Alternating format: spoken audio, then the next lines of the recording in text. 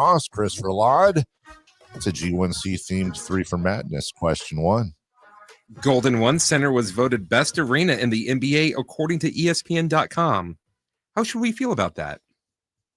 Just feel good. Look, it's something to be proud of because it's not just about Golden One Center. You have to understand what the parameters were, and part of that is experience. Part of that is, of course, fan participation. The number one spot goes to the Golden One Center. It says, quote, "This arena claims the number one spot in our rankings after scoring in the top 5 in all 4 categories and number 1 in accessibility and location."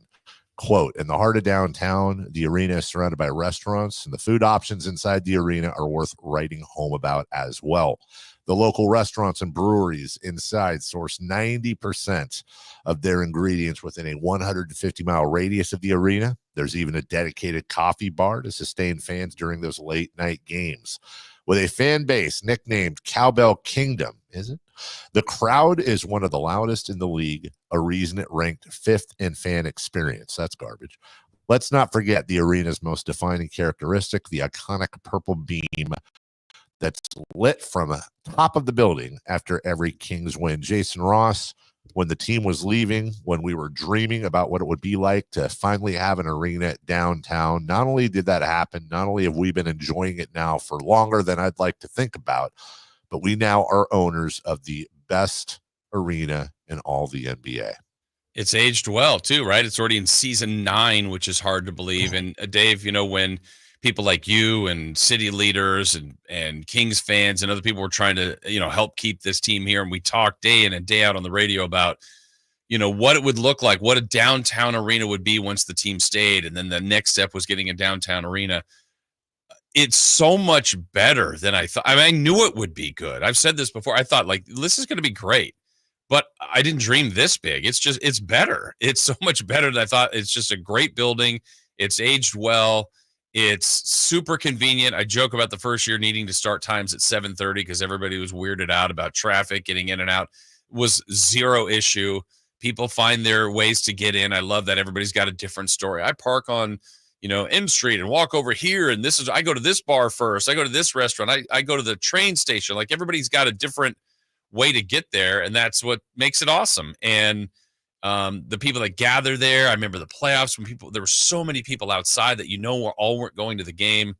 So it's just fantastic. And the experience. And then like the chef's kiss, the final piece is the beam, because what it signifies, it means they win.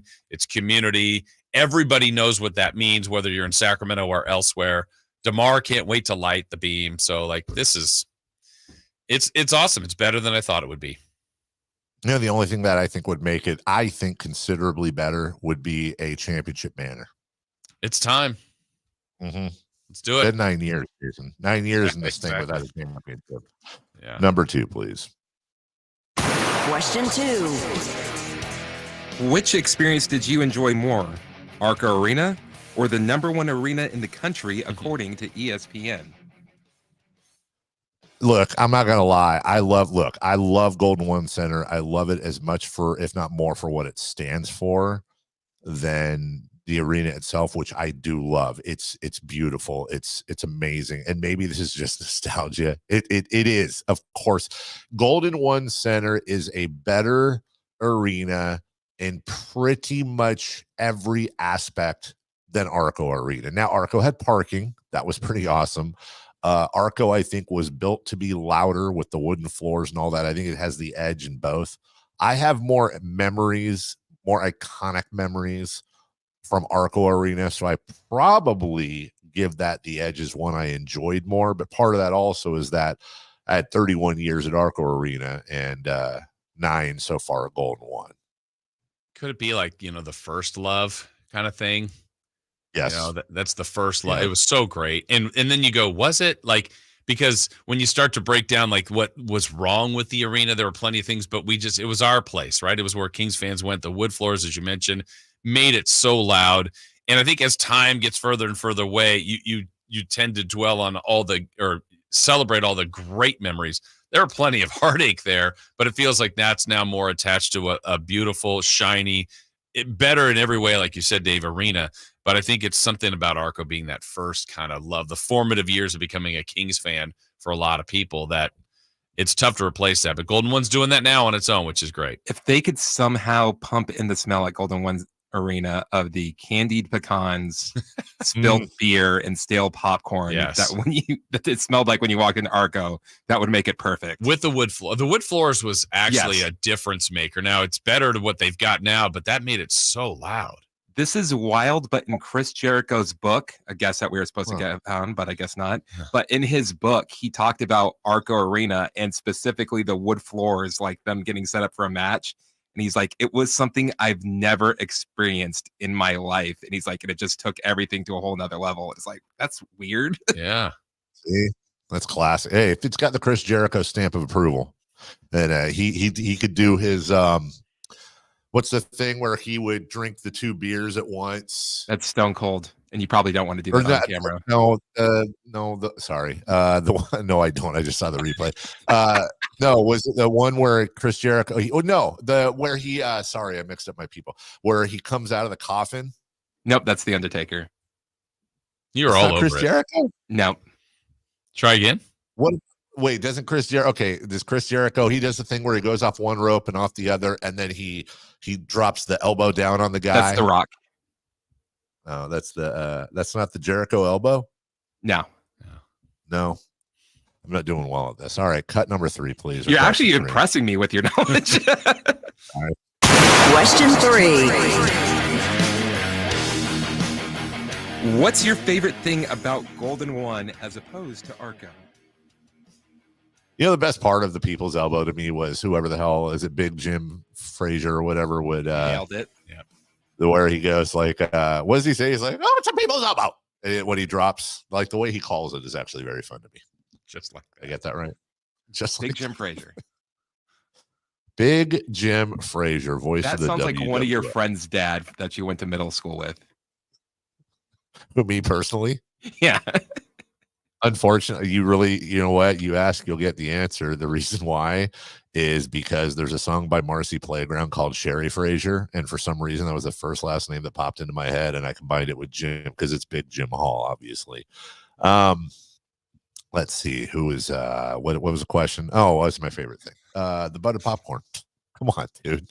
They've got 2 buttered popcorn stations now, and I take my straw and I put it on the little spigot of the butter, and then I stick the straw so it goes down to the bottom of the popcorn, and I just kind of shake it up and down. This doesn't look good either on camera, I'm sure. And then I have all the butter in my butter, and I put a bunch on top, and then you grab a tree's worth of paper napkins, take it back to your seat. And not only does butter taste good on popcorn, guys, although I am trying to eat a little better, so I got to be careful with that, but also serves as a lip balm that lasts for 7 days.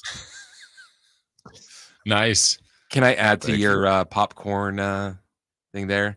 The key to buying popcorn at Golden One, there's usually a thing like in the first quarter where it's like, hey, use our QR code and you'll get like 10 to 15% off of food. You take that, you get the unlimited popcorn. It is literally the best deal in the NBA. Oh. Okay. It is 100% the best deal in the NBA. There's no doubt about that. Here's the only problem. It works when I've got the kids because we all take these little cups and like we'll dig into the popcorn. So everybody has a little cup of popcorn, except for me. I have the big one and I'm just drinking it. But if I'm by myself, I still get the unlimited popcorn, but I can't do more than 1 popcorn. I can't. I try. I can do a whole popcorn, but then I'm done, dude. I can't do it, man. Oh, you are the most popular person around you if you get the unlimited popcorn. He's like, oh yeah, take a handful. Go ahead, man. Yeah, Share but it for the security crew. gets involved. Have you ever had security talk to you about sharing popcorn? No, it's terrible. Really? They kick you out. No, I'm kidding. No, it's about the popcorn. Jason, what about you? The beam. The The beam. I mean, beam. again, go back to the origin of that. You're like, oh, okay, I'm not sure. And then it's just taken off. It is absolutely taken off. Players love it. Fans love it. Love the chant. We know what it signifies. That means it's a good day for the Kings. Then people, taking pictures of it, leaving the arena, looking at it. It's awesome. It's such a cool identifier. And like I said, I think it was this summer when I was in Hawaii, saw a Kings fan, and you could just say, light the beam, and they're like light the beam. Like that's a phrase that everybody knows what that means, and it's like, hey, there's another Kings fan. I think it's awesome.